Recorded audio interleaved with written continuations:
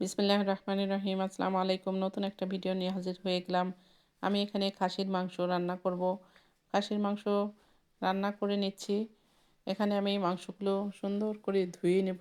ধুয়ে নিয়ে আমি মাংসগুলো কিছুটা মাখায় হলুদ, লবণ, মরিচ দিয়ে মাখায় নিয়ে পরে আমি প্রেসার কুকারে চড়াই দিব।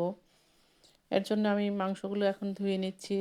ধুয়ে নিয়ে যেহেতু খাসির মাংস এখানে অনেকগুলো খাসির মাংসের লোম থাকে, এগুলো একটু পরিষ্কার করে ধুয়ে বেছে নিতে হয়, এই জন্য একটু সময় লাগে।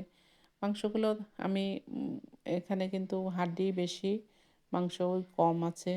এখানে প্রায় 3.5 কেজির মতো মাংস আছে। মাংসগুলো আমি পরিষ্কার করে কয়েকবার ধুয়ে নিলাম। ধুয়ে আমি ফিরে আসছি। এখন এখানে আমি সব মশলাগুলো দিয়ে দেব। খাসির মাংস রান্না করতে যে মশলাগুলো লাগে সব কিছুই দিয়ে দিলাম।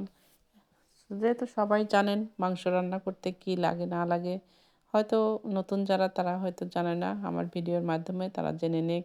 এখানে আদা বাটা, রসুন বাটা, পেঁয়াজ, গোটা গোটা পেঁয়াজই দিতে হবে যেহেতু প্রেসার কুকারে সিদ্ধ করে নেব।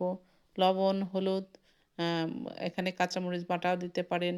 এখানে লাগবে দারচিনি, এলাচ, লবঙ্গ, তেজপাত। স মশলা বলতে সব মশলাই এখানে ব্যবহার করা হয়। এখানে তেল, পেঁয়াজ, আলু দিলে আলু, এখানে সবকিছু দিয়ে সুন্দর করে মেখে নিয়ে এটা মেরিনেট করে যদি 1 ঘন্টা রাখতে পারি তাহলে কিন্তু খুবই ভালো হয়। মাংসটার ফ্লেভারটাও কিন্তু সুন্দর আসে, খেতেও কিন্তু বেশ মজা আসে। এ এখানে আমি প্রেসার কুকারে দিয়ে দিলাম, দিয়ে এখানে পেঁয়াজ দিয়ে দিচ্ছি মোটা করে কেটে, আর আলু দিয়ে দিলাম। আলু কিছুটা দিয়ে দিলাম অর্ধেক করে কেটে, ছোট ছোট আলু অর্ধেক করে কেটে দিয়ে দিলাম। আর আমি সরিষার তেল দিয়ে রান্না করছি। আমি খুব বেশি কিন্তু তেল দিচ্ছি না। এখানে আমি এলাচ, দারচিনির গুঁড়া দিয়ে দিচ্ছি।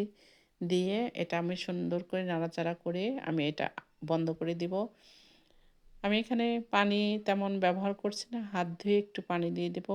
আর বাদবাকিটা এইভাবেই সিদ্ধ করে নেব। সিদ্ধ করে নেওয়ার সময় আমি ২ টা তেজপাত দিয়ে দিলাম, আর এলাচ, দারচিনির গুঁড়া দিয়ে দিলাম। এখানে আমি বাসাতেই এই মশলাটা করে রেখে দিই। জিরার গুঁড়া বাসাতেই করে রাখা হয়। সিদ্ধ করে নিয়ে ফিরে আসছি। এখন আমি এটা সিদ্ধ করে রেখে দিয়েছিলাম, ঠান্ডা হয়ে গেছে। এখন আমি চুলাতে দিয়ে দিলাম। চুলাতে দিয়ে এটা গরম হতে থাক। এখান থেকে আমি কিছুটা উঠায় নিয়ে আমি আরেকটা কড়াই চড়ায় দিচ্ছি।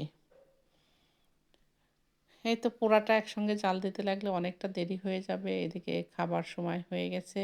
এর জন্যে আমি যেটুকু লাগবে এটুকু নিয়ে আমি আরেকটা কড়াইতে নিয়ে আমি জাল করে নিলাম। পোড়াটা আমি এখন জাল করে আপনাদের দেখাচ্ছি না। এটা খেতে দিয়ে আমি পোড়াটা জাল করে নিব। এর জন্য দেখেন কেমন হয়েছে, দেখতে খুব সুন্দর হয়েছে। আমি কিছুটা বেড়ে বাটিতে নিয়ে নিলাম। আমি বাটিতে দিয়ে দিলাম। দেখেন কালারটাও খুব সুন্দর এসছে। খেতেও কিন্তু অনেক, অনেক মজা হয়েছিল। হয়তো প্লেট একটা রেডি করে রয়েছে। আপনারা সবাই দোয়া করবেন। এরকম এক প্লেট খাবার হলে কার না ভালো লাগে।